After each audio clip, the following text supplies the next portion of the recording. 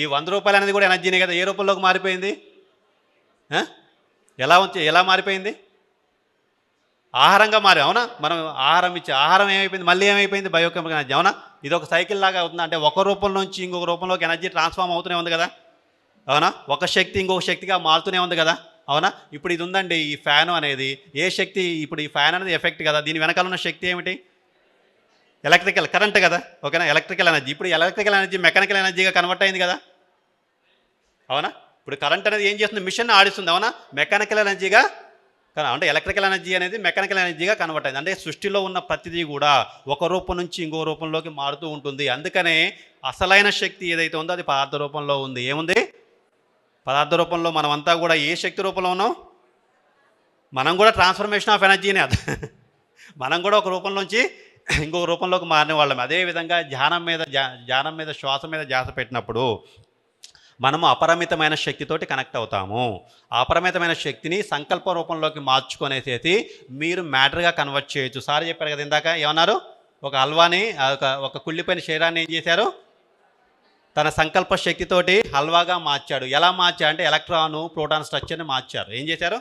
ఆయన తెలుసు క్వాంటమ్ లెవెల్లో మొత్తం ఎలక్ట్రాన్ స్ట్రక్చర్ని ప్రోటాన్ స్ట్రక్చర్ని కనుక మారిస్తే ఈ యొక్క ఉప్పు ఉంది, పప్పు ఉంది, వీటన్నిటి మధ్య తేడా ఏంటంటే ఆ ఎలక్ట్రానిక్ స్ట్రక్చర్, అంటే అక్కడ ఉన్న స్ట్రక్చర్, ఆ స్ట్రక్చర్ని కనుక ఆయన మార్చగలిగితే, అంటే తన యొక్క దీన్ని ఏమంటారు, మైండ్ నుంచి వచ్చే అన్నీ కూడా వేవ్స్ అంటాం.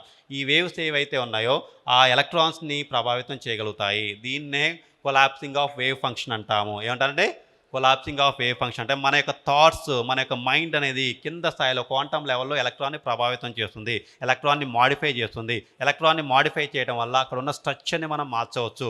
యాటమ్ మారితే ఏమవుతుంది? ఏం మారుతుందండి? యాటమ్ మారితే మాలిక్యూల్ మారుతుంది, అవునా? మాలిక్యూల్ మారితే ఏం మారుతుంది? సెల్ మారుతుంది. సెల్ మారితే ఏమైంది? ఆర్గాన్స్ మారుతాయి. ఆర్గాన్స్ మారితే బాడీస్, అవునా?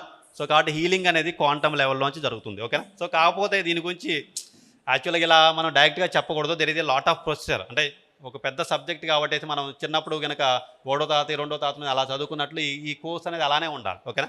సో మీకు డైరెక్ట్గా ఎక్స్ప్లెయిన్ చేయలేను. Thank you sir. సో ఇలాగా అంటే మన యోగులు సైంటిస్ట్ కంటే దీన్ని బట్టి, ఈ యొక్క కొన్ని సన్నివేశాలను బట్టి యోగులు అనేవాళ్ళు ఇప్పుడు మనం అనుకున్న మోడర్న్ సైంటిస్ట్ కంటే ఎంతో దూరంగా, అంటే ఎంతో హై లెవెల్లో ఉన్నటువంటి అత్యధికమైన అద్భుతమైన సైంటిస్ట్ వాళ్ళు. ఒప్పుకుంటామా? గట్టిగా చప్పట్లు యోగులకు అందరికీ. మన ఋషులు మహర్షులు క్వాంటమ్ ఫిజిక్సిస్టులు. దే నో దట్ ఈ సృష్టిలో ఉన్న సూక్ష్మమైన విషయాల గురించి వాళ్ళు ఎప్పుడో గ్రహించారు. గొప్ప విషయం ఏంటంటే వాళ్ళకి ఏ ల్యాబొరేటరీ లేదు. వాళ్ళ మనసే వాళ్ళ ల్యాబొరేటరీ. వాళ్ళ మనసు వాళ్ళ laboratory. Okay, thank you very much sir. అద్భుతమైన జ్ఞానం ఇచ్చినందుకు ఒకసారి గట్టిగా చెప్పండి సార్కి. ఇప్పుడు సత్కారం చేసుకుందాం. తర్వాత మాస్టర్ శివాజీ గారిని వేదిక మీదకి మనం ఆహ్వానించుకుంటున్నాం. ఎందుకంటే అద్భుతమైన క్రియాయోగం 2 రోజులుగా మనకు అందించారు, ప్రాక్టీస్ చేయించారు. గట్టిగా చప్పట్లతో శివాజీ గారిని ఆహ్వానించుకుందాం. Please sir. సో ఇద్దరు అద్భుతమైన వండర్ఫుల్ మాస్టర్స్కి సత్కారం చేసుకుందాం ప్లీజ్. సో వీరిద్దరిని సత్కరించవలసిందిగా మాస్టర్ జంగమయ్య సార్ను కోరుకుంటున్నాం. Please come. సార్కి ఒకసారి గట్టిగా చప్పట్లు జంగమయ్య సార్కి. Yes sir.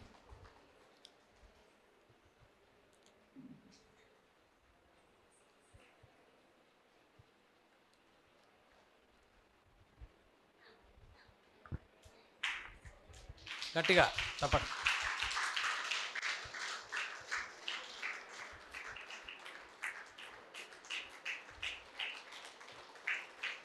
సో ఎవరు అవకాశం ఉన్న వాళ్ళంతా కూడా దూరంగా పోవాలంటే తప్ప ఎవరు ఇంకా నెక్స్ట్ వచ్చేటువంటి ఇంకా 2-3 కార్యక్రమాలు ఉన్నాయి, మిస్ చేసుకోవద్దు. అర్థమైందా? ఎందుకంటే దీని తర్వాత మన మాస్టర్ జంగమయ్య సార్ది అద్భుతమైన ఒక న్యాచురల్ డైట్, అంటే నిత్య జీవితంలో ఎలాంటి ఆహారం అనేది, సో ఆయనకున్నటువంటి ఎన్నో సమస్యలను కూడా ఆరోగ్య సమస్యలు తొలగించుకొని ధ్యానము మరియు డైట్ 2 కలిపి చేశారు. అద్భుతమైన కాంబినేషన్ అది. దాని తర్వాత నెక్స్ట్ మన ధ్యాన గద్దర్. మీకు తెలుసు కదా ఎవరు ధ్యాన గద్దర్ అంటే? భూపతిరాజ్ సార్. తెలుసా? ఎంతమంది తెలుసు ఇక్కడ పరిచయం? Yes very good. Bhupatiraju sir already వచ్చినారు. సార్ను కూడా మనం ఆహ్వానించుకుంటాం. అద్భుతమైన గీతాలు, ధ్యాన గీతాలు ఉంటాయి. అందుకే చెప్తున్నాను, బయట ఉన్న వాళ్ళు కానీ ఎవరైనా కానీ లోపలికి వచ్చేయండి, టైం వేస్ట్ చేయొద్దు. మీకు అత్యంత అవసరం ఉంటే తప్ప వేరే అంటే మీ ఊరికి ప్రయాణం చేయాలన్నా కానీ, లేదంటే కనుక ఖచ్చితంగా కూర్చోండి. దాని తర్వాత డ్యాన్స్ పెర్ఫార్మెన్స్, దాని తర్వాత మన యొక్క పిప్పల ప్రసాద్ సార్ యొక్క సో చివరిగా అంటే అద్భుతమైన గీతాలు, దాంతోపాటు కొంత మెడిటేషను, దెన్ కార్యక్రమాన్ని క్లోజ్ చేస్తాం. Okay, right. So thank you so much sir. Thank you Shivaji sir, thank you so much. So ఇప్పుడు వేదికకి మాస్టర్ జంగమయ్య సార్ను ఆహ్వానించుకుందాం. సార్ యొక్క అద్భుతమైన ఆ యొక్క డైట్ విధానం మెడిటేషన్తో కలిపి ఎలాగా చేసుకోవడం అనేది ఆ యొక్క ప్రాసెస్ గురించి ఎక్స్ప్లెయిన్ చేస్తారు. గట్టిగా చెప్పట్లు.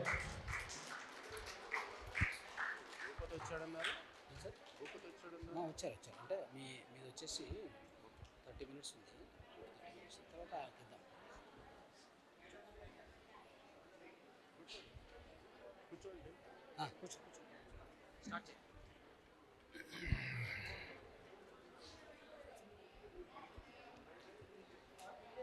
ఏంటి అందరు వెళ్ళిపోయారు జనాలు.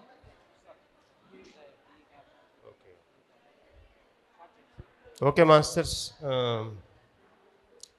ముందుగా పిరమిడ్ స్పిరిచువల్ సొసైటీస్ వ్యవస్థాపకులు బ్రహ్మశ్రీ పత్రేజీ గారికి, వారి కుటుంబ సభ్యులకి, అలాగే మన మహావతార్ ఫౌండేషన్ గ్రూప్ వాళ్ళకి, ఇంకా ఎన్నో ప్లాట్ఫామ్స్ మనకి భారతదేశంలోనే కాదు యావత్ ప్రపంచంలో కూడా ఎంతోమందిని అవేర్నెస్ చేయడానికి ఎంతోమంది మహానుభావులు ఎన్నో రూపాల్లో ఎన్నో ప్లాట్ఫామ్స్ తీసుకొచ్చి పెడుతున్నటువంటి వాళ్ళందరికీ కూడా మనము పేరు పేరున ధన్యవాదాలు తెలుపుకుందాం.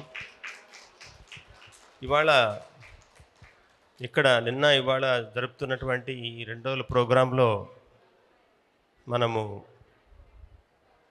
ఇంత గొప్ప కార్యక్రమాన్ని అరేంజ్ చేసుకొని వశిష్ఠ గౌతమ్లో, అలాగే వశిష్ఠ గౌతమి యొక్క టీంకి కూడా మనం ఒకసారి ధన్యవాదాలు తెలుపుకుందాం.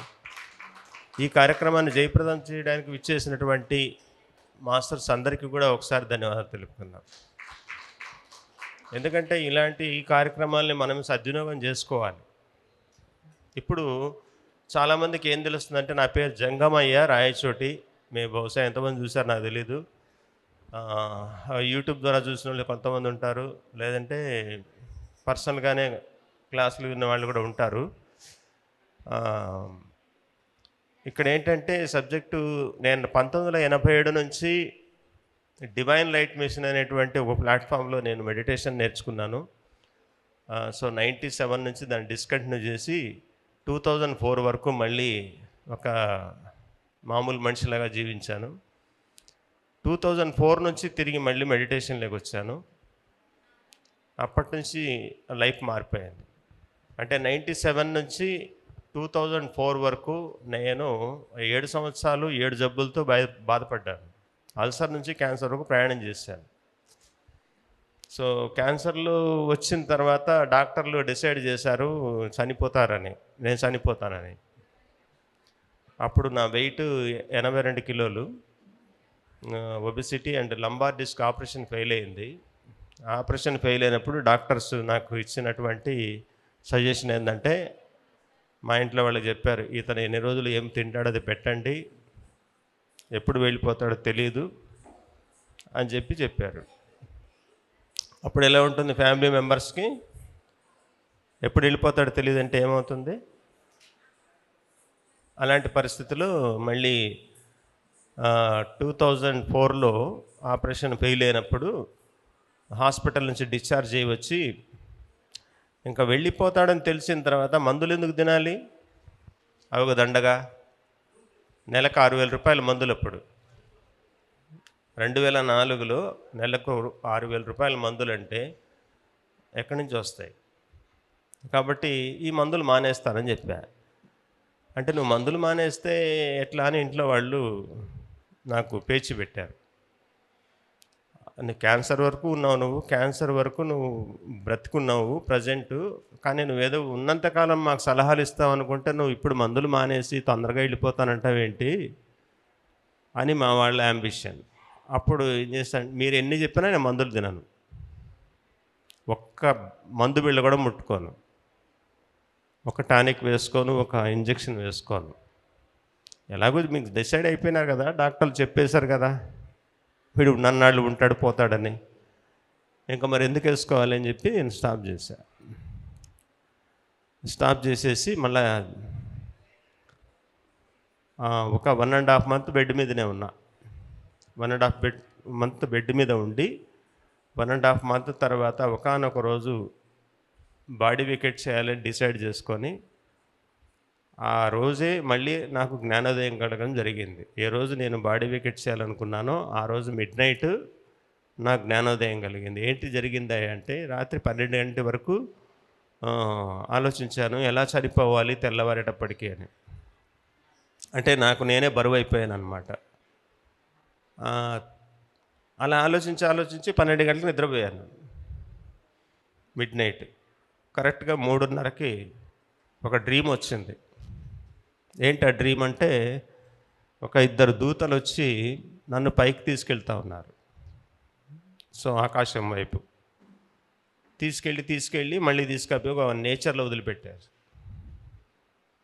నేచర్ అంటే ఏంటి, చుట్టుపక్కల నీరు, అడవి, 84 లక్షల జీవరాశులు, పిల్లి దగ్గర నుంచి పులి వరకు అలాంటి ప్రదేశంలో తీసుకెళ్ళి వదిలిపెట్టేశారు. ఏంటి ఇక్కడ వదిలేరా అని అడిగాను. నిన్ను ఇక్కడి వరకు వదలమని మాకు ఉత్తర్వులు ఉన్నాయి కాబట్టి ఇక్కడ వదిలేము, తర్వాత మాకేమి ఇన్ఫర్మేషన్ వస్తుందో దాన్ని బట్టి ఫాలో అవుతామని చెప్పి వెళ్ళిపోయారు వాళ్ళు. ఇది మీకు నమ్మశక్యంగా ఉండదు కానీ ఇది సత్యం. వెళ్ళిపోయిన తర్వాత అప్పుడు నాకు ఒక డ్రీమ్ కాబట్టి భయం వేసింది. చావుకు సంసిద్ధమై ఉన్నాను నేను ఫిజికల్గా, మెంటల్గా. కానీ ఆ ప్రదేశము, ఆ సిచ్యువేషన్ చూస్తే అక్కడ భయమైంది. భయమైన తర్వాత అప్పుడు నేను అలా చూశాను. వెంటనే ఒక శబ్దం వినపడింది, ఒక వాయిస్. ఏంటి ఇవాళ భలే ఆలోచిస్తున్నావు చనిపోవాలని?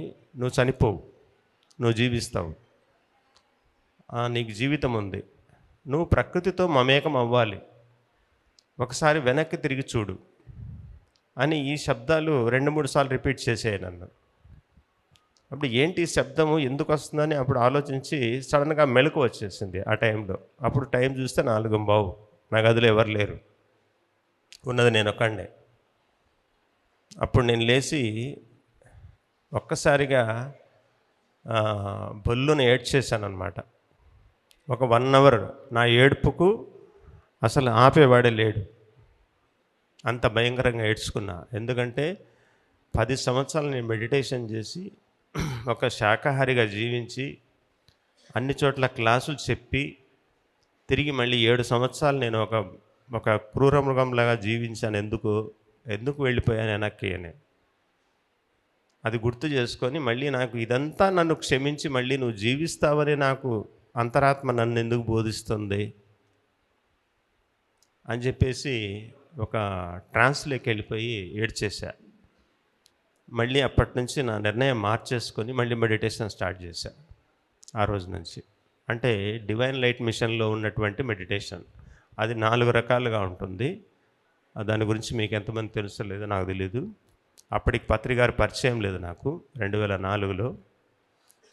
ఆ మెడిటేషన్ మళ్ళీ స్టార్ట్ చేసి నేను సృష్టిని ఒకటే వేసాను, సుప్రీం సోల్కి ఒక క్వశ్చన్ వేసాను. ఏంటంటే మనకి ఈ సృష్టికి మూల కారణం ఎవడు, అతనికి క్వశ్చన్ వేసా. ఏం క్వశ్చన్ వేశాను? 84 లక్షల జీవరాశులు ఈ భూమి మీద ఉన్నాయి, అందులో మానవుడు ఒకడు.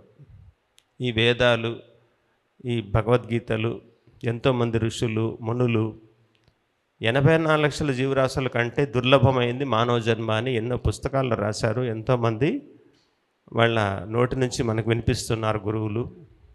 మరి అంత గొప్ప మానవ జన్మ తీసుకొచ్చినటువంటి ఒక మానవుడు 84 లక్షల జీవరాశులు ఆరోగ్యంగా ఆనందంగా జీవిస్తుంటే ఈ గొప్ప వ్యక్తికే ఎందుకు ఇన్ని దుఃఖాలు, ఇన్ని అనారోగ్యాలు, ఇన్ని అకాల మరణాలు, ఇన్ని బాధలు ఎందుకు సృష్టించావు? దీనికి నాకు సమాధానం కావాలి అని నేను ఆ సుప్రీం సోల్కే నేను ఒక క్వశ్చన్ వేసాను. వేస్తే మెడిటేషన్లో ఒక 4 రోజులకు ఆన్సర్ వచ్చింది. ఏం ఆన్సర్ వచ్చింది అంటే, నువ్వు 84 లక్షల జీవరాశుల యొక్క యోగక్షేమం గురించి మాట్లాడుతున్నావు, ఒకసారి వాటన్నిటితో కలిసి నువ్వు సహజీవనం చెయ్యి, నీకు తెలుస్తుంది అవన్నీ ఎంత సుఖంగా ఉన్నాయో, మానవుడు ఎందుకు కష్టపడుతున్నాడో, మీకు మానవులకి ఈ 84 లక్షల జీవరాశులకున్న తేడా ఏంటో తెలుస్తుంది, అప్పుడు సృష్టి యొక్క రహస్యం నీకు తెలుస్తుంది అని నాకు ఒక మళ్ళీ ఆన్సర్ వచ్చింది. ఆ రోజు నుంచి మళ్ళీ నేను ఆస్ట్రల్ ట్రావెల్ చేయడం మొదలుపెట్టా. నేను బెడ్డెడన్లో ఉన్నాను కదా, నేను నడవలేను, ఎక్కడికి బయటికి వెళ్ళలేను. ఆస్ట్రల్ మొదలుపెట్టా. ఆస్ట్రల్ మొదలు పెడితే అప్పుడు మనిషి కంటే కూడా ఎక్కువ కష్టాల్లో ఉన్నాయి 84 లక్షల జీవరాశులు. అంటే రాత్రింబగళ్ళు వాటితోనే ఉండేవాడిని నేను.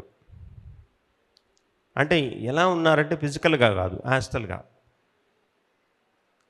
వాటి దగ్గర వాటితో కలిసి మనం పడుకోవచ్చు, వాటితో కలిసి మనం జీవించవచ్చు, వాటితో కలిసి ఆహారం తినచ్చు. ఈ ఎక్స్పీరియన్స్ అన్నీ అప్పుడు వచ్చాయన్నమాట. అవన్నీ అయిన తర్వాత నాకు అర్థమైంది ఏంటంటే, ఇవన్నీ కూడా 84 లక్షల జీవరాశులు ఈ దుఃఖాలన్నింటినీ భరించి, అంటే మానవులు చేసేటువంటి ఆకృత్యాలు, ప్రకృతి వైపరీత్యాలు, వీటన్నిటికీ తట్టుకొని భయంతో జీవిస్తున్నాయి అవన్నీ. కానీ మనం అనుకుంటున్నాం అవి క్రూర మృగాలు, అవి చంపేస్తాయి, అవి అని. ఏం కాదు, అవి మనకన్నా ఎక్కువ జ్ఞానంతో జీవిస్తూ ఉన్నాయి. ఎందుకు జీవిస్తున్నాయంటే, ఇక్కడ 84 లక్షల జీవరాశులకి సమానమైనటువంటి ధర్మం ఉంది. ఏంటి ఆ ధర్మం అంటే, ఆహారము, నిద్ర, భయము, మైథునము. ఈ 84 లక్షల జీవరాశులకు ఒకే ధర్మం. కానీ మనకు ఆ ధర్మం ఉల్లంఘించాం. ఎందుకంటే పశుపక్షాదులు ఇది అల్పమైన జన్మ, మానవుడిది గొప్ప జన్మ అనుకున్నాం, బాగుంది. మరి గొప్ప జన్మ అయితే మనం అల్పజీవుల్ని ఎందుకు ఆశ్రయిస్తున్నాం? ఇప్పుడు అల్పజీవుల్ని చంపుకొని తింటున్నాం, అల్పమైన జీవుల దగ్గర పాలు పితికేసుకొని తాగుతున్నాం, వాటిని తీసుకొచ్చి మన ఇంట్లో బంధించుకున్నాం, పక్షుల్ని బంధించాం, పశువుల్ని బంధించాం. అవసరం ఏంటి మనకు వాటితో? వాటి జీవితం వాటికుంటుంది. ఈ భూమి మీద ప్రతి ఒక్క జీవి జీవించగలదు, ఎవరి సహాయం అక్కర్లేదు. ఇక్కడ 84 లక్షల జీవరాశుల కోసము ఆటోమేటిక్గా సృష్టించబడింది ఈ సృష్టి. ఎవరెవరికి ఏం కావాలనో దాన్ని అందుబాటులో ఉంచింది. కానీ మనం అలా చేయకుండా మన ఈ కొత్త అవసరాలు క్రియేట్ చేసుకొని మనం కొన్ని సృష్టించుకొని వాటి వెంటబడి మనకు ఇది అవసరము, అది అవసరము అని కొత్త అవసరాలను సృష్టించుకొని వాటన్నిటిని తీసుకొచ్చి మన దగ్గర పెట్టుకున్నాం. కాబట్టి ఇవన్నీ కూడా తెలుసుకుంటే మనకి అర్థమవుతుంది. అప్పుడు సృష్టి ఆల్రెడీ మనకు అంతా ఇచ్చిపెట్టేసింది. మనం ఏం వెతికేది పని ఏం లేదు. ఇక్కడ 84 లక్షల జీవరాశులు ఏమీ ప్రయత్నం చేయడం లేదు, ఆటోమేటిక్గా తింటున్నాయి, హాయిగా నిద్రపోతున్నాయి. అంటే ఇంకోటి తెలుసోలేదు మీకు, పశుపక్షాదులు ఏవి నిద్రపోవండి. రాత్రి నిద్రపో, పగలు నిద్రపో. మనిషి ఒక్కడు నిద్రపోతాడు. క్రూర మృగాలు నిద్రపోతాయి ఈ భూమి మీద. ఆదమరిచి నిద్రపోయేది ఎవరయ్యా అంటే, తనువు మరిచి నిద్రపోయేది మనిషి ఒకడు, 2 క్రూర మృగాలు. మన ఇంటి ముందర కూడా ఉన్నాయి. ఇప్పుడు పిల్లి, బల్లి, నల్లి, దోమ, కుక్క, ఇవన్నీ కూడా ఆదమరిచి నిద్రపోతాయి. కానీ పశుపక్షాదులు ఏ ఒక్కటి కూడా నిద్రపోదు. తెలుసా మీకు? అదేంటండి మా ఇంటి దగ్గర అన్నీ నిద్రపోతాయి కదా అని మీరు అనుకుంటున్నారు. ఒకసారి మిడ్ నైట్ 1 గంటకు కానీ, 2కు కానీ, 3కు కానీ మీ పశువుల పాకలో కానీ, గొర్రెల పాకలో కానీ, మేకల పాకలో కానీ మీరు వెళ్ళి చూడండి. రాత్రంతా ఒక సీసీ కెమెరా పెట్టండి, ఎన్ని పశువులు నిద్రపోతాయో చూడండి మీరు ఒకసారి. శరీరాన్ని ఆదమర్చి నిద్రపోయే జంతువు ఒక్కటి చూపియండి నాకు. ఒక పక్షి కానీ, ఒక పశువు కానీ నిద్రపోవు. అంటే వాటికి నిద్ర అవసరం లేదా అంటే వాటికి అవసరం లేదు. చూడండి, కానీ మనం నిద్రపోతున్నాం. అంటే మనకేంటంటే ఇప్పుడు పతంజలి అష్టాంగ యోగ మార్గంలో పతంజలి ఏం చెప్పాడంటే యోగ చిత్తవృత్తి నిరోధ అన్నాడు. ఎందుకంటే ఈ చిత్తవృత్తి నిరోధం అనేది వాటికి 24 గంటలు ఉంది, మనకు లేదు. అంటే ఏంటి, మన మనస్సు ఆలోచన మనకి ఎక్కువ ఉంది, కానీ పశువులకి ఆలోచన లేదు, మనసు ఉంది, దుఃఖం ఉంది, బాధ ఉంది, ఇంద్రియాలు ఉన్నాయి. కానీ మనిషికి వాటితో పాటు ఆలోచన ఉంది. వీడు ఫ్యూచర్ని గురించి ఆలోచిస్తాడు, తన ప్రజెంట్ గురించి ఆలోచిస్తుంది. ఇప్పుడు నాకు పొట్ట నిండాలి, ఏం చేయాలి ఆలోచిస్తుంది. నాకు దాహం వేస్తుంది, దాహం ఎలా తీర్చుకోవాలి ఆలోచిస్తుంది. దాహం అయిపోయిందా ఇంకా దాని గురించి మర్చిపోతుంది, హాయిగా పోయి పడుకునేస్తుంది. కానీ మనిషి ఉంటాడా? లేదు, ఇక్కడ ఏదో దండిక ఎక్కువగా ఉన్నట్టుంది, దీన్నంతా తీసి ప్రోగు చేసుకొని రేపటి ఉపయోగించుకుందాం అనుకుంటాడు. కానీ తను అలా కాదు.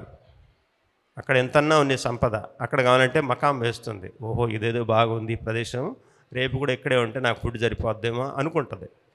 కానీ దాచుకోదు ఎక్కడ. ఇది తనకి మనకున్న తేడా.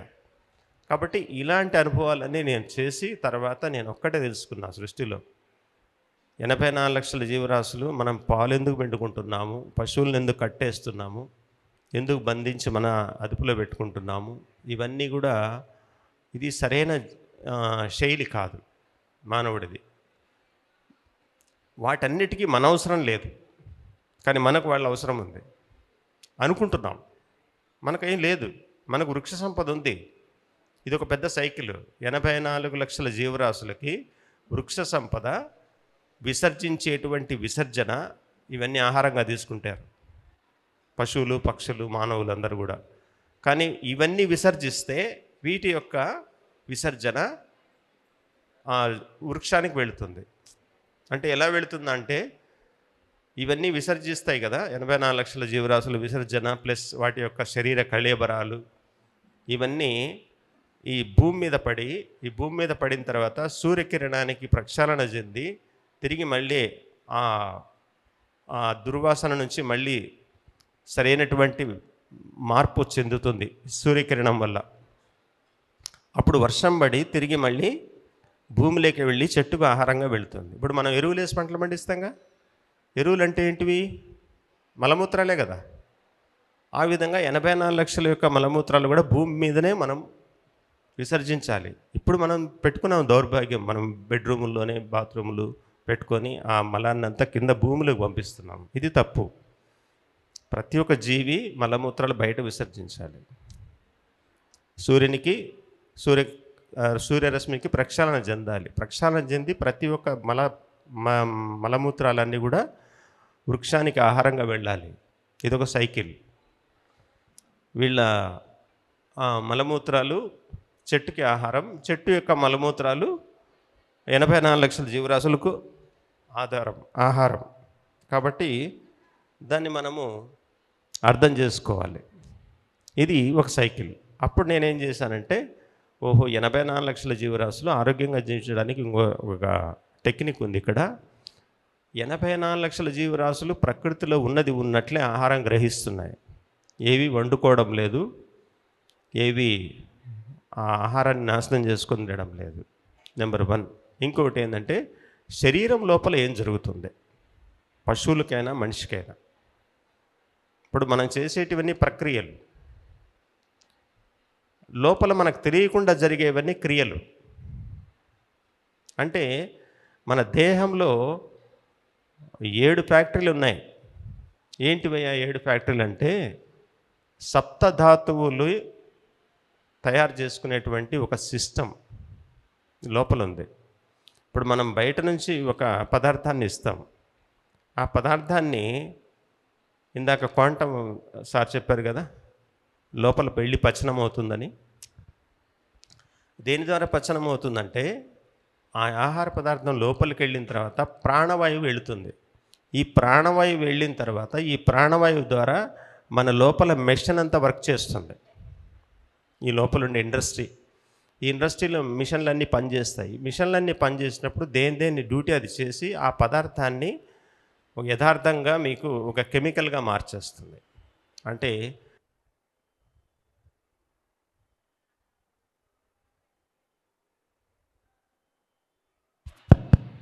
దాన్ని ప్రాసెస్ చేయడానికి లోపల ఒక సిస్టమ్ ఉంది. మనకి పొట్ట ఉంది, దీంట్లో మనకి హైడ్రోక్లోరిక్ యాసిడ్ ఉంది, మన నోట్లో క్షార పదార్థం ఉంది. ఇది క్షారము, ఇక్కడ ఉండేది ఆమ్లం. ఈ పంచభూత తత్వాలైనటువంటి పదార్థాలు 5 ఏంటి మనం అనుకుంటాం కదా,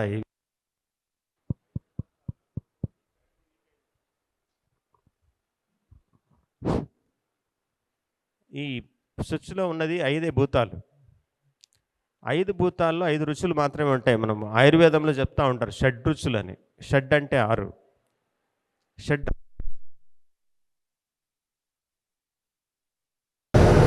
ఈ 7 ధాతువుల్ని శరీరం యొక్క అంతఃభాగాలకు మన దేహమే పంపించి దేహంలో ఉన్నటువంటి అవయవాలన్నింటినీ కూడా నడిపిస్తుంది. అంటే దేని సహాయంతో నడిపిస్తుంది అంటే, ఇప్పుడు ఇందాక మనకు పవర్ లేదు, వాయిస్ రాలేదు, ఫ్యాన్ తిరగలేదు, ఇవన్నీ ఏవి పనిచేయలేదు, యంత్రాలు ఏవి.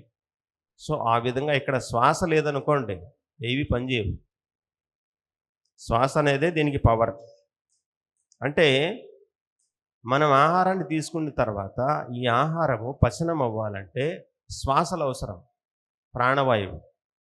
మీరు ఎంత ఎక్కువ తింటారో, మీరు ఎంత ఉడికించి తింటారో అంత ప్రాణవాయువు ఎక్కువ తీసుకుంటుంది శరీరం. ఎప్పుడైతే మీరు సహజ సిద్ధమైనటువంటి సాత్వికాహారం తీసుకుంటారో అప్పుడు మీకు ప్రాణవాయువు యొక్క అవసరం లేదు. చూడండి, మీరు దీర్ఘశ్వాసలు అనేటివి ఎంత తక్కువ తీసుకున్నా సరిపోతుంది శరీరానికి. అదే మీరు ఆహారాన్ని ఎక్కువ భుజించినారనుకోండి, శ్వాసలు ఎక్కువ అడుగుతుంది. అందుకే మిమ్మల్ని ఆహారం ఎక్కువ తినిన తర్వాత నిద్ర వస్తుంది. ఎందుకు వస్తుంది? నువ్వు ఈ విధంగా ఉంటే నాకు సరిపోదు ఈ ప్రాణవాయువు, నువ్వు పడుకొని నిద్రపోతే నాకు కావాల్సినంత నేను తీసేసుకుంటానని చెప్పి శరీరం మిమ్మల్ని పడుకోబెడుతుంది. పడుకోబెట్టి తనకు అవసరమైనంత శ్వాసలు తీసుకున్న తర్వాత మళ్ళీ మెలకువ తెప్పిస్తుంది. అంటే మనం పడుకున్నప్పుడు కూడా ఏం చేస్తాం, మనం చేసే తప్పేంటి, తలకింద పెద్ద ఎత్తు పెట్టుకోం అనుకుంటాం.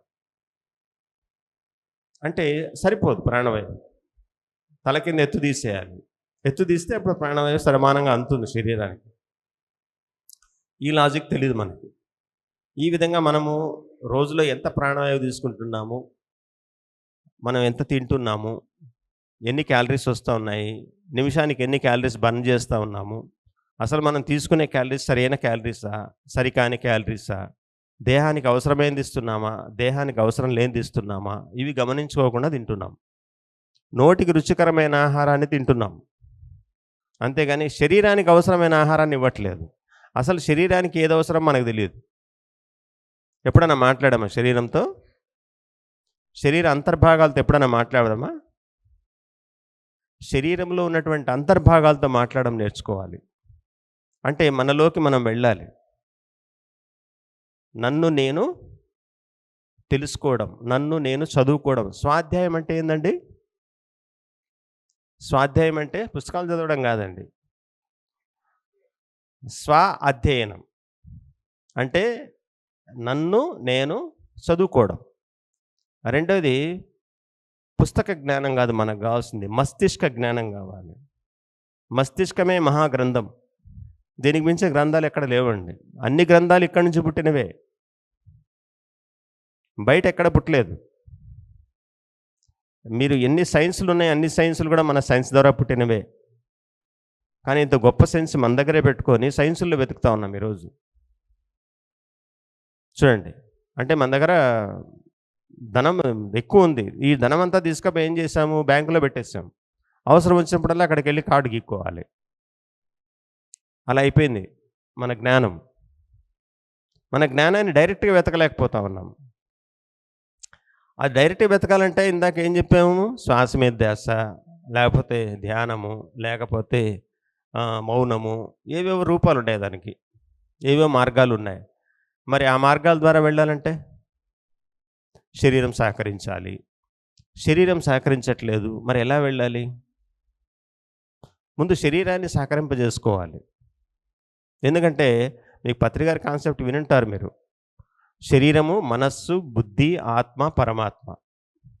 అవునా? ముందు శరీరం, తర్వాత మనస్సు, తర్వాత బుద్ధి, ఆత్మ, పరమాత్మ. ఈ 5 మంది ఇక్కడే ఉన్నారు, బయట ఎక్కడ లేరు. ఇప్పుడు యోగి వేమన కూడా ఏం చెప్తాడు? తనలో సర్వంబుండగా తన లోపల వెదకలేక ధర వెతికడి తనువుల మోసడి ఈ ఎద్దుల మనమున తెల్పంగా వశమే మహిళ వేమ అంటాడు. అంటే సర్వము తనలోనే ఉంది, కానీ వీడు బయట వెతుకుతున్నాడు, లోపల వెతకలేక. లోపలికి వెళ్ళడానికి ఎంత దూరం ఉంది, బయట వెతకడానికి ఎంత దూరం ఉంది? కాబట్టి ఇది చేసి నేనేం చేశానంటే ఇవంతా కంపేర్ చేసి ఒక్కసారిగా డైట్ మార్చి పడేశాను. అప్పుడు బెడ్ మీద ఉన్నప్పుడు మా వాళ్ళందరూ పిచ్చోడని చెప్పి అందరూ నాకు టైటిల్ ఇచ్చారు. డాక్టర్లు వచ్చారు, వాళ్ళు తిట్టారు. నువ్వు ఏదో సచ్చేవాడు చావక వీళ్ళందరినీ చంపుతున్నారా బాబు ఇంట్లో నువ్వు అని నన్ను తిట్టిపోశారు. అయినా నేను మారలేదు. ఎగ్జాక్ట్లీ మీరు నమ్ముతారో నమ్మరో 60 రోజుల్లో నా బ్లడ్ అనాలిసిస్ తీశారు. ఏమీ లేవు, 0, 0. షుగర్ లేదు, బీపీ లేదు, అల్సర్ లేదు, క్యాన్సర్ లేదు, ఏమి లేవు. మరి ఎక్కడికి పోయినాయంటే అప్పటికి మందులు మానేసి 3 నెలలు అయింది. ఒక్క మందు ముట్టుకోలేదు. ఆ రోజు నుంచి ఈ రోజు వరకు ముట్టుకోలేదు. మరి ఎలా సాధ్యమైంది? ఏ రోగం లేదు. అప్పటి నుంచి నా జోలికి ఏది రాలేదు. ఈవెన్ కరోనాలో కూడా. మరి ఎట్లా సాధ్యమవుతుంది చెప్పండి? అందుకే మనం ఇవాళ ఏం చేస్తున్నామంటే ప్రతి ఒక్కరికి 100కి ఈ ఆధునిక జీవన శైలిలో 100కి మినిమం 95% జనానికి ఏదో జబ్బు ఉంది. ఉందా లేదా చెప్పండి? ట్యాబ్లెట్ వేసుకొని వాళ్ళు ఎంతమంది ఉన్నారు ఈడ? 100% మేము ఇంతవరకు ట్యాబ్లెట్ ముట్టలేదు అనేవాళ్ళు చూడండి. ఇప్పుడు ఎంతమంది ఉన్నారు ఈడ? మహా అంటే 10 మంది 15 మందికి చేతులు లేసే పైకి. ఇప్పుడు దీని మీద ఎక్కువ ఫోకస్ పెడుతున్నారు, ఇప్పుడు హెల్త్ మీద. కానీ ప్రయోజనం ఏంటి? మార్గం సరైనది దొరకట్లేదు. మార్గం ఎక్కడ దొరుకుతుంది? ప్రకృతిలో ఉంది, మన వికృతిలో లేదు, షాపింగ్ మాల్స్లో లేదు. ఇప్పుడు మన కళ్ళ ముందుకి అన్నీ వచ్చేసాయి. ఏంటివి? షాపింగ్ మాల్స్ వచ్చినాయి, కార్పొరేట్ కంపెనీలు వచ్చాయి. మనం చూస్తాను ఇట్లా అట్రాక్ట్ అయిపోతాం దానికి, ఇంత పిల్లల దగ్గర నుంచి. ఎందుకంటే ఇవాళ ప్రభుత్వాలు కానీ పబ్లిక్ కానీ ఏం అవేర్నెస్ తీసుకురావాలంటే మనిషికి రోగం వచ్చిన తర్వాతనో దుఃఖం వచ్చిన తర్వాతనో ఒక ఇంట్లో దొంగతనం అయిపోయిన తర్వాతనో ప్రత్యామ్నాయం వెతుక్కుండే బదులు చిన్నప్పటి నుంచేనే సరైన శిక్షణ ఇవ్వగలిగితే ప్రభుత్వాలు కానీ స్కూల్స్ కానీ యూనివర్సిటీలు కానీ చిన్నప్పటి నుంచి సరైన శిక్ష ఇస్తే వాడు శిక్షకు అర్హుడు కాదు. పెద్ద అయితే ఎలాంటి తప్పులు చేయడు. మీరు ఎక్కడ పెట్టిన వస్తువులు అక్కడే ఉంటాయి, ఎవడు ముట్టుకోడు. అవునా కాదు చెప్పండి? జ్ఞానం ఉన్నప్పుడు. జ్ఞానం లేదనుకోండి, దొబ్బేద్దామని చూస్తాడు. ఏది ఎక్కడ దొబ్బేయాలి, ఏది ఎక్కడ చేసేయాలి అని. ఇప్పుడు చూడండి, మనకి ఈ మెడికల్ సైన్స్, ఫార్మాస్యూటికల్ కంపెనీస్ ఎంత దుమారం చేస్తూ ఉన్నాయి. ఇప్పుడు షుగర్ పేషెంట్లకు డయాబెటిక్ HbA1c యావరేజు 7 నుంచి 8 వరకు ఉన్నా పర్వాలేదు, 8 నుంచి 9 వరకు ఉన్నా పర్వాలేదు, ఏం కాదు. కానీ ఇప్పుడు 5 నుంచి 6 ఉంటేనే మీరు ప్రీ డయాబెటిక్ అంటున్నారు. 5 to 6 ఉంటేనే మీకు ప్రీ డయాబెటిక్, 6 దాటితే మీరు డయాబెటిక్ అంటున్నారు. మీరు 100/120 ఉంటే మీరు బీపీ కరెక్ట్. 130కి వచ్చింది అనుకోండి, మీ దగ్గర బీపీ ఉన్నట్టు లెక్క. చూడండి, ఒకవేళ 70/90 ఉన్నింది అనుకోండి, మీరు లో బీపీ. అంటే ఏంటి? బీపీ కూడా నిర్ధారిస్తారా? ఎప్పటికప్పుడు మారుతుంది బీపీ, ఎవ్రీ మినిట్ మారుతుంది శరీర ధర్మాలను బట్టి. మరి దీనికి ఒక కొలత పెట్టి మనల్ని మభ్యపెడుతున్నారు. ఆ జబ్బు, ఈ జబ్బు, ఈ జబ్బు, ఆ జబ్బు అని. హాస్పిటల్లో అడుగు పెట్టామా ఇంక అయిపోయింది, వాడి లైఫ్ అంతా హాస్పిటల్లోనే ఉండాలి, పక్కకు రాడు. ఇంకా వాడికి ఏదేదో పెట్టి మంత్రం వేసేస్తారు. మరి ఇది మన లైఫ్ స్టైల్ ఈరోజు. అంటే మన జ్ఞానం ఏమైంది? నాకెందుకు వచ్చింది ఈ జబ్బు? నేను ఎక్కడ తప్పు చేశాను? తనలో తప్పు వెతుక్కోవాలి కదా. తనలో లోపాలని మనం చూసుకోగలిగితే ఇంక మనకు రోగాలు ఎక్కడుంటాయి? ఇది కదా మనం తెలుసుకోవాల్సింది. కాబట్టి మనతో మనం లేము. ఎంతసేపు బాహ్య ప్రపంచంతో ఉన్నాం. అది బాగుంది, ఇది బాగుంది, ఇంకోటి బాగుంది, ఇంకోటి బాగుంది. ఆ? నేనెలా ఉన్నాను? లేదు. నా గురించి నాకు లేదు బాధ. నేను సృష్టించుకున్న వాటి మీద ఉంది బాధ. నన్ను సృష్టించిన వాడి మీద బాధ లేదు. నన్నెవడు సృష్టించాడు? వాడిని అడిగితే సరిపోద్ది కదా. ఇప్పుడు ఫర్ ఎగ్జాంపుల్ మీకు ఒక చిన్న ఎగ్జాంపుల్ చెప్తానండి. ఒక తల్లి దగ్గర పిల్లలున్నారు. ఆ తల్లి ఎన్ని పనులున్నా కానీ ఆ పిల్లల్ని గమనిస్తూనే ఉంటుంది. ఏమి ఊహ తెలియని పిల్లల్ని ఏమైనా పడతారేమో, లేకపోతే ఏదైనా మిందేసుకుంటారేమో, ఏదైనా లాగుతారేమో, వాళ్ళకేం తెలియదు కదా అని ఆ తల్లి గమనిస్తూనే ఉంటుంది. నిజమైన తల్లి అయితే, నిజంగా మాతృత్వం ఉన్న తల్లి అయితే. అప్పుడు అమ్మ అని అరిచేంత దగ్గరలో ఉంటే ఆ బిడ్డకి ఏమైనా భయం ఉందండి? ప్రతిక్షణం రక్షిస్తుంది ఆ తల్లి. అదే మీరు అరిచినా కూడా పలకలేనంత దూరంలో ఉంటే ఎవరు రక్షిస్తారండి? ఇంకేమైనా రక్షించే వాళ్ళు ఉన్నారా? కాబట్టి ప్రకృతికి దగ్గరగా ఉండాలి మనం. ఎప్పుడు మీరు ప్రకృతికి దగ్గరగా ఉంటారో ప్రకృతి నేర్పిస్తుంది. మనం ఏం తినాలి, ఏం తినకూడదు, ఎలా ఉండాలి, ఎలా నిద్రపోవాలి, ఎలా జీవించాలి, ఇవన్నీ కూడా మన జీవన శైలిలో మార్పులు చేసుకోవాలి. మనం హాస్పిటల్స్ మారుస్తాం, ఎక్కువగా డాక్టర్లను మారుస్తాం, మందులు మారుస్తాం, ఇన్వెస్టిగేషన్లు మారుస్తాం, ఎవడేది చెప్తే అన్నీ చేస్తాం. కానీ ఆహారాన్ని మాత్రం మార్చం. అంటే శరీరంలోకి దొంగలను పంపించేసి బయట పోలీసులు కాపలా పెడతాం మనం. మందులనే పోలీసుల్ని బయట తీసుకొచ్చి పెడతాం. కానీ రోజు దొంగలేమో లోపలికి పోతా ఉన్నారు. ఫస్ట్ వాళ్ళని బయట ఆపండి. బయట ఆపేస్తే ఇంకా రక్షణ ఎందుకు మనకి? చెప్పండి. మనిషి ఏం తినాలి, ఏం తినకూడదు. మనిషి తినకూడనివి తింటున్నాడు ఇప్పుడు. మనిషికి అవసరమే లేదు అవి. ఎందుకంటే ఇప్పుడు నేనున్న లైవ్లో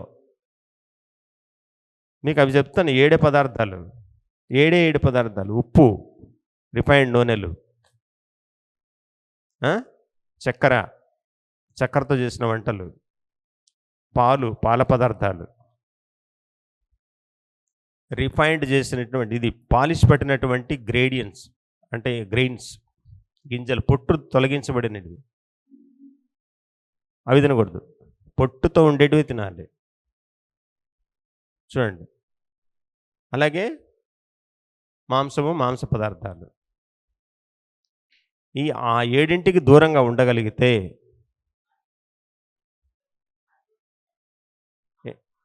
ఏంటండి?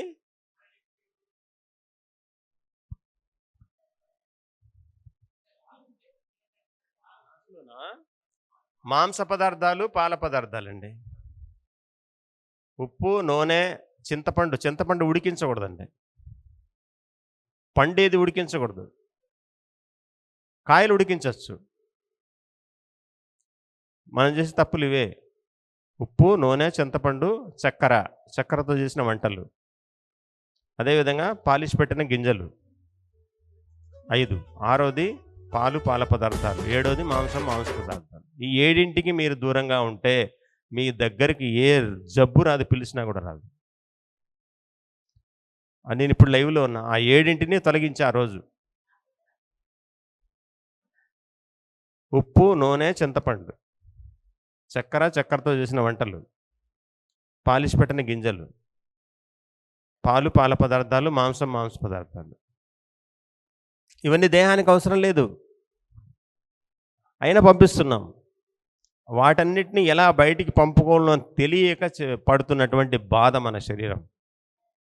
కాబట్టి వాటిని లోపలికి పంపకుండా మానేస్తే చాలు. మరి అయిపోయింది, క్లోజ్ చేస్తాం. కాబట్టి మనకి ఆహారం యొక్క అవసరం పెద్దగా లేదు. మనకి ఎక్కువగా ప్రాణవాయువు యొక్క అవసరం ఉంది, నీటి యొక్క అవసరం ఉంది. 84 లక్షల జీవరాశులు వృక్ష సంపద కేవలం నీటితోనే పంట పండుతుంది. కేవలం నీరుంటే చాలండి, మీరు ఏ బలం ఇవ్వాల్సిన అవసరం లేదు. చూడండి, ప్రాణవాయువుకి అంత పవర్ ఉంది. అంటే ప్రాణవాయువు, నీరు, ఈ రెండు ఉంటే మీరు ఎంత కాలమైనా జీవించవచ్చు. అంటే ఆహారం అసలే అక్కర్లేదా అండి? నడవాలంటే ఆహారం అవసరమే. ఇప్పుడు పూర్వం ఋషులు, మునులు వీళ్ళందరూ తపస్సు చేశారు, సంవత్సరాల తరబడి కూర్చొని చేశారు. వాళ్ళు ఏం తిన్నారు? వాళ్ళు ఏం తినలేదే. ఎందుకంటే తిరగాలంటే మన క్యాలరీలు కావాలంటే మనం ఒక 6 నెలలు బర్న్ చేయాలి. ఒకప్పుడు పూర్వం మన పెద్దవాళ్ళు పాలు తాగారు, మాంసం తిన్నారు, అన్నీ చేశారు. కానీ వాళ్ళు ఎంత శ్రమ చేశారండి? ఈరోజు మన దగ్గర శ్రమ ఉందా? జీరో. అందరు సోఫాలు, మంచాల మీద కూర్చొని ఉంటారు, స్ప్రింగ్ మంచాల మీద. పని లేదు, తిండి మాత్రం ఉంది. అప్పుడు పని ఉంది, 2 పూట్ల ఆహారం ఉంది. ఇప్పుడు పని లేదు, 5 పూట్ల ఆహారం ఉంది. మరి రోగాలు రాక ఏమొస్తాయండి? అప్పుడు మన పూర్వీకులు టీ తాగారా? కాఫీ తాగారా? లేదే. మరి వాళ్ళండి ఒక్కొక్కరింట్లో ఎన్ని టీలు అవుతాయి? కాబట్టి ఈ 7 పదార్థాలకి ఎవరు దూరంగా ఉంటారో వాళ్ళు ఎప్పుడు ఆరోగ్యవంతులే. కాబట్టి దీని మీద ఇప్పుడు లాస్ట్ మంత్ 14, 15, 16 బుద్ధా పిరమిడ్ కర్నూల్లో ఒక క్లాస్ చేసాం. 3 రోజులు వాళ్ళందరికీ సాత్విక ఆహారం ప్లస్ ఉప్పు, నూనెలు, చింతపండు, ఇప్పుడు ఏమేం చెప్పానో 7 తొలగించేసి ఫుడ్ పెట్టాం. దాదాపు ఒక 7-8 మంది టాబ్లెట్స్ మానేశారు. ఇప్పుడు అదే క్లాస్ ఇప్పుడు కంటిన్యూ చేస్తున్నారు. మళ్ళీ ప్రతి నెల మౌన ధ్యానం పెడుతున్నారు వాళ్ళు 3 రోజులు. ఈ 3 రోజులు సేమ్ ఫుడ్డే అనౌన్స్ చేశారు. ఇప్పుడు వాళ్ళందరూ బాగుందంటున్నారు. మరి ఇలాంటివన్నీ జరుగుతాయి రాబోయే కాలంలో, ఇక్కడ కూడా జరగచ్చునేమో. కాబట్టి ఈ కార్యక్రమాన్ని మనకు అందించినటువంటి మహావతార్ ఫౌండేషన్కి, అలాగే ఈ వశిష్ఠ గౌతమ్ టీంకి, వీళ్ళందరికీ మళ్ళీ ఒకసారి ధన్యవాదాలు తెలుపుకుంటూ, మనందరం కలుసుకున్న దానికి కారణమైనటువంటి పత్రి గారికి కూడా మళ్ళీ ఒకసారి ధన్యవాదాలు తెలుపుకుంటూ ఈ క్లాస్ నేను విరమిస్తున్నాను. Thank you sir. So sir, ఇంకొక విషయం ఏంటంటే, నేను కూడా ఆలోచించేవాడిని, ఈ యొక్క డైట్ ఉంది కదా మన ఇట్లా యజ్ఞాల్లో, సార్ డైటు ఇంకొద్దిగా అంటే బహుశా మనము ఆయిల్ ఇట్లా అన్నిట్లో ఖచ్చితంగా స్మాతర్ ఫౌండేషన్లో సమగ్ర జీవన శైలికి అతి ముఖ్యమైన ప్రాధాన్యం ఇచ్చాం. ధ్యానము అర్ధభాగం అయితే, అర్ధభాగము మన ఆరోగ్యము, ఆహారము, చికిత్సలు ఖచ్చితంగా పాటించాం ఇంతవరకు కూడా. అది చేయకపోతే కొత్త వాళ్ళు వచ్చింటారు, అంత మిశ్రమం ఉంటుంది, అక్కడ కొన్ని సమస్యలు ఉంటాయి. అయితే దాన్ని అధిగమించి సార్ చెప్పి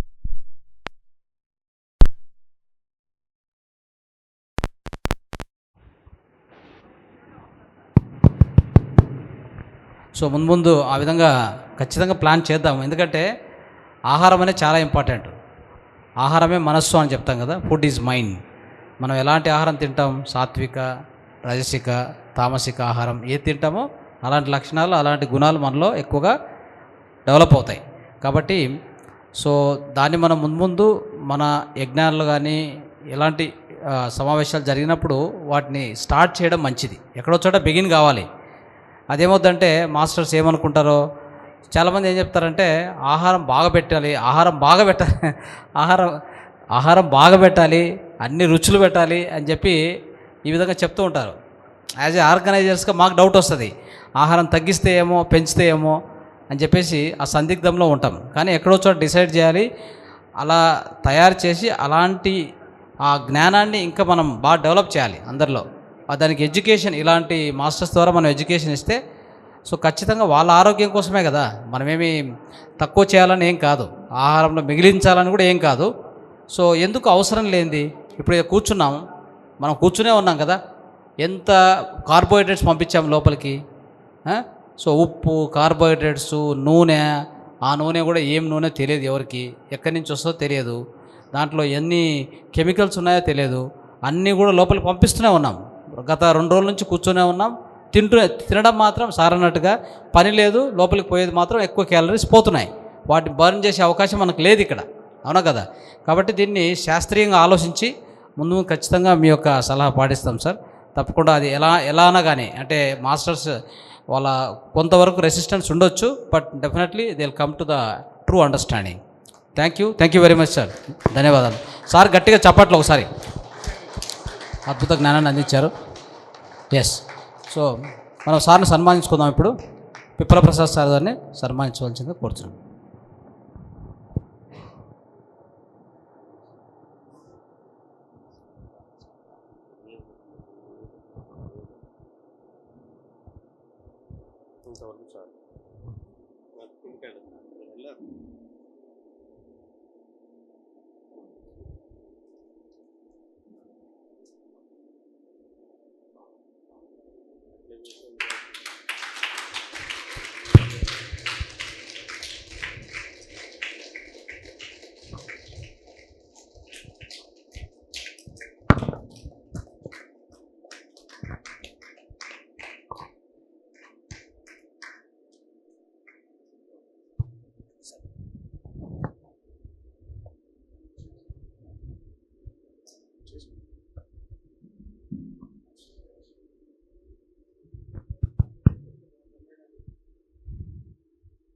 వెంటనే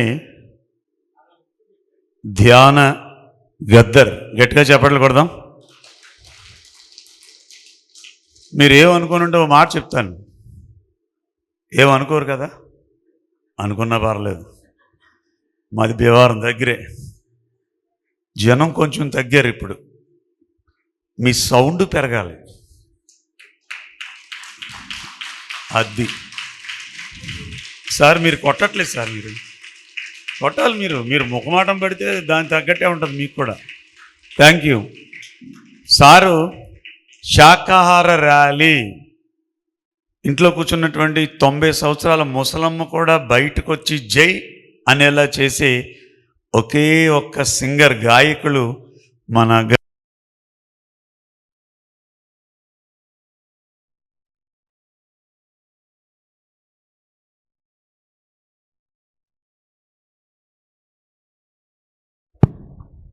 మన గద్దర్ గారు. వీరి ప్రత్యేకత ఏంటంటే ఈయనతో చాలా జాగ్రత్తగా ఉండాలి. ఈయన కరుడగట్టిన నక్సలైటు ఒకప్పుడు. ఇది నిజం, యథార్థం అనమాట. నక్సలైట్ ఈయన వెనకాల తుపాకులు వేసుకుని ఎక్కడ అన్యాయం ఉంది అని చెప్పి వాళ్ళని లేపేద్దామని చెప్పి తిరిగినటువంటి ఈ మహానుభావుడు ఇప్పుడు దానికి వ్యతిరేకంగా, పూర్తిగా వ్యతిరేకంగా అందరూ ఆరోగ్యంగా ఉండాలి, అందరూ ఆనందంగా ఉండాలి అని మెడలో ఉన్నటువంటి తుపాకీని నోట్లో పెట్టుకొని ఆ పాటలతో అందరినీ తూట్లు పొడుస్తూ శాకాహార జగత్కి ఈయన నిలువెత్తు నిదర్శనంగా పత్రి మహారాజ్కి నిలబడ్డటువంటి మహాయోగి పుంగవులు శ్రీ గద్దర్ గారు. ఈయన్ని ధ్యాన గద్దర్ అంటారు. అసలు పేరు వేరు, కానీ అసలు పేరు అసలు ఎవరికి తెలీదు. ధ్యాన గద్దర్ అంటారు. శాకాహార ర్యాలీల్లో ఈయన మైక్ తీసుకుని ఆ ఎలుగెత్తి ఆ పాటలు పాడుకుంటూ నడుస్తూ ఉంటే వెనకాల వేలాది మంది ఆ శాకాహార ర్యాలీల్లో మనం టీవీలో పిఎంసి ఛానల్లో ఎన్నోసార్లు చూసాం. యాక్చువల్గా చాలా దూరం అయింది ఈ పేరవరానికి. ఎందుకులే అని అనుకుంటే మన రంగస్వామి గారు మాటను తీయలేక అంత దూరం నుంచి మన కోసం ఆయన జీవిత విశేషాల్ని, కొన్ని పాటల్ని మనకు అందించడానికి వచ్చారు. ఈ మహానుభావుడికి ఇప్పుడు ఎంత గట్టిగా చప్పట్లు కొట్టాలి మనం. Thank you. నాకు ఈ 2 రోజుల్లో ప్రతి క్లాసులోనూ నేను ఒక్కొక్కటి నేర్చుకుంటాను మన రంగస్వామి గారి ద్వారా. ఈ క్లాసులో స్టార్టింగ్లోనే నా మ్యూజిక్ మెడిటేషన్ అయిన వెంటనే ఆయన చప్పట్లు కొట్టించారు. ఉండండి, కొట్టకండి, మాట్లాడితే కొట్టదు. చప్పట్లు కొట్టించారు ఆయన. ఆ చప్పట్లు ఒక 5 నిమిషాలు కొట్టించి ఉంటారు ఆయన. ఈ కెమెరామెన్ ఏం చేశాడంటే అందరినీ చూపించడం మొదలుపెట్టాడు. ఎవరు ఆఫ్ చేస్తే కెమెరా టీవీలో పడమేమని చెప్పి మొత్తానికి అలా కొట్టారు. 5 నిమిషాలు ఎందుకు కొట్టించారు ఈయన, టైం అయిపోతుంది కదా అని అనుకున్నాను. ఆయన చెప్పిన మాట ఏంటంటే, చేతి వేళ్లలో మంట, అరచేతుల్లో మంట పుట్టేలాగా, నొప్పి వచ్చేలాగా నువ్వు ఎప్పుడైతే చప్పట్లు కొడతావో నీ శరీరంలో ఉన్నటువంటి ప్రతి కణము కూడా యాక్టివ్ అయిపోతుంది అని చెప్తే ఓహో అనుకున్నాను. ఇంకొక మాట ఏం చెప్పారంటే, నీకు లాభం రావాలి అంటే నొప్పి తెలియాలి అన్నారు. ఈ మాట ఎంత బాగుందో చూడండి. నీకు పెయిన్ ఉంటేనే గెయిన్ ఉంటుంది. మనకేంటంటే పెయిన్ ఉండకూడదు, అస్సలు నొప్పి ఉండకూడదు, జేబు నిండిపోవాలి. అంటే మనకి పూర్వం ఈ మాట కూడా ఉంది. మన తూర్పుగోదావరి పశ్చిమ గోదావరి జిల్లాలో ఆ యాసలో మాట అంటాం, కుండలో అన్నం కుండలో ఉండాలి, కొడుకు దుడ్డులా ఉండాలంట. అంటే ఆడేమో ఇలాగ అయిపోవాలి, కానీ కుండల అన్నం అట్లాగానే ఉండాలి. ఇది మాకు సామెత ఉంది మా జిల్లాల్లో. కానీ అది జరగదు. పెయిన్ ఎక్కడుంటే గెయిన్ అక్కడ ఉంటుంది, అవమానం ఎక్కడుంటే సన్మానం కూడా అక్కడే ఉంటుంది. ఈ 2 రోజుల్లో మీ ద్వారా నాకు ఆ మాట బాగా నాటుకుంది. అలా అని పెయిన్ కొనుక్కోవద్దు. సార్ నన్ను కొట్టండి నాకు అక్కడ లాభం ఉంటుందని అనక్కల్లా. మీరు చప్పట్లు గట్టిగా కొడితే అవన్నీ యాక్టివ్ అయి శరీరంలో ఉన్నటువంటి ప్రతి అణువు కూడా బాగుంటుందని ఒక గొప్ప మాట ఈ సంవత్సరం రంగస్వామి గారి ద్వారా ఈ మంచి మాట, పెయిన్ ఉంటేనే గెయిన్ ఉంటుందని. అలా ఎంతో పెయిన్ అనుభవించి అడవుల్లో ఉండి ఆకులు అలములు తింటూ అరే అది కాదు కరెక్టు, ఇది కరెక్ట్ అని చెప్పి పత్రి మహారాజుని విశ్వసించి అవన్నీ పక్కన పెట్టేసి తనకున్నటువంటి ఆ గొప్ప గొంతుతో, ఈ గొంతు ఎవరికీ లేదు. ఎవరికి అంటే మీరందరూ గాన గంధర్వుడు అంటారు నన్ను, కానీ నాకు కూడా అంత ఫ్లో ఉన్నటువంటి గొంతు లేదు. నేను ఒప్పుకొని తీరుతాను 100%. ఆ చక్కని గొంతుతో మనం కొన్ని పాటలు, ఆయన మాటలు అయిన తర్వాత సంగీతనాద ధ్యానం ఒక అర్ధగంట చేసుకొని ఈరోజు కార్యక్రమాన్ని తాత్కాలికంగా ముగించుకొని మనందరం మళ్ళీ అరుణాచలంలో ఈ మహావతార్ ఫౌండేషన్ కార్యక్రమంలో మళ్ళీ కలుద్దాం. సార్కి మరొకసారి మనం ధన్యవాదాలు తెలియజేద్దాం.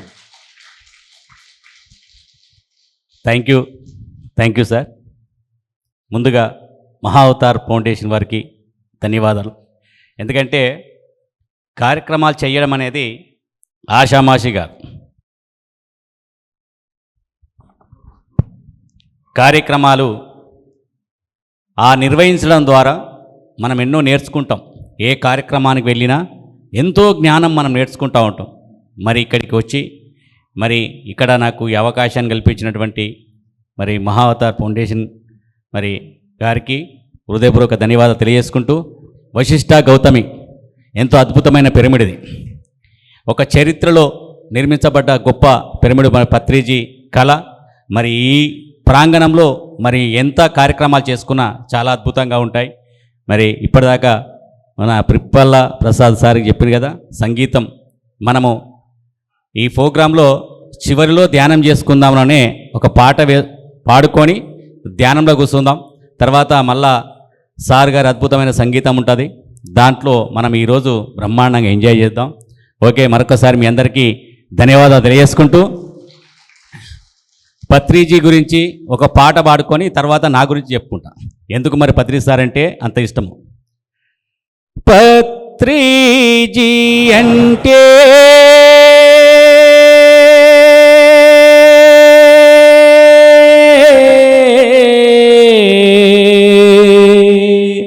పత్రిజీ అంటే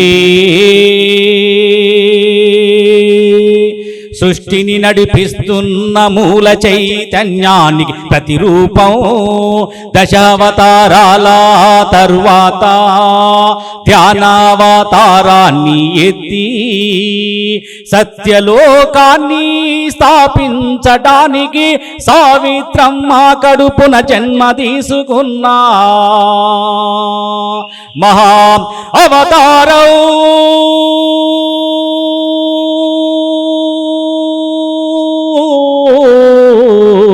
పత్రిజీ అంటే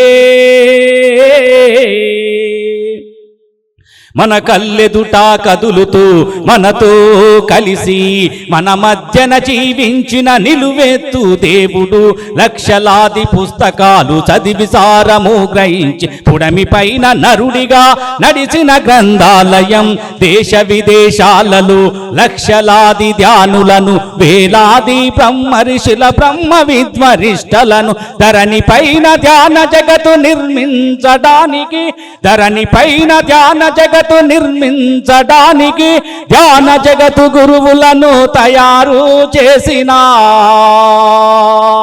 సర్వాత్మ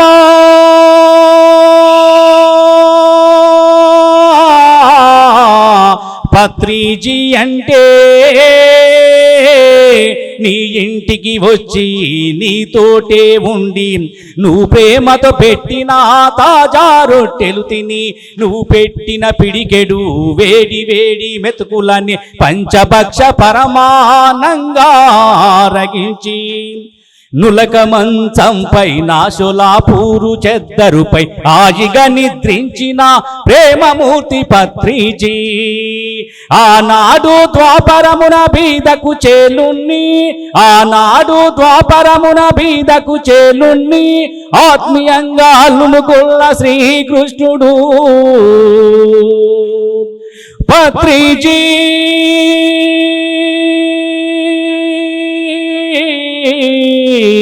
పత్రిజీ అంటే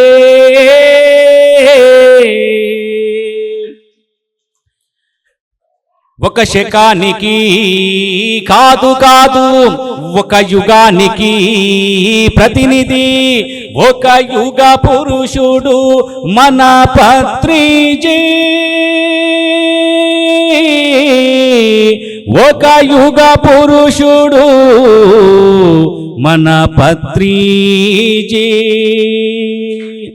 ప్రపంచవ్యాప్తంగా లక్షలాది కోట్లాది మందికి ఆత్మజ్ఞానం అంటే ఏందో పండితులకు పామర్లకు అర్థమయ్యే విధంగా బోధించి, ఈరోజు శాకారం గురించి ఒక గొప్పతనాన్ని చెప్పి ఎంతోమందిని శాకాలుగా తీర్చిదిద్ది, ఈరోజు ఆ శాకారం ఒక గొప్పతనాన్ని శాకార ర్యాలీల ద్వారా ఎంతో ఉత్తంగా జరుగుతూ ఉంది. మరి పత్రిజీ ఈరోజు భూమి మీదకి రాకుంటే ఎలా ఉంటుండే మన జీవితాలు? చాలామంది జీవితాలు ఏమీ తెలియకుండా పోతుండే. మరి నేను ఒక 5 నిమిషాలు నా గురించి చెప్తా. నేను చిన్నప్పుడే 20 సంవత్సరాల వయసులో ఉన్నప్పుడు మరణం తర్వాత ఏమిటి అనే ప్రశ్న నన్ను వేధించింది. చనిపోతే ఎలా? ఏముంది సరే, చనిపోయిన తర్వాత ఏమి తెలియదు. చనిపోయిన తర్వాత ఏముంది అనే ఆలోచన నాకు చిన్నప్పుడే వచ్చింది. దాన్ని తెలుసుకోవాలనే ప్రయత్నం చాలామంది గురువుల దగ్గరికి వెళ్ళిన చిన్నప్పుడే. కానీ అక్కడ నేను చిన్న పిల్లగాన్ని చాలామంది గురువుల దగ్గర మనం అడగడానికి అవకాశం లేకుండే, వాళ్ళు ఏమన్నా చెప్తారేమో విందామని అక్కడ వెళ్ళాను నేను. కానీ అక్కడికి వెళ్ళిన శిష్యులందరూ ఏం చేద్దురంటే, నాకు ఇల్లు కావాలి, జాగ కావాలి, డబ్బు కావాలి అని గురువుని అడిగేవాళ్ళు.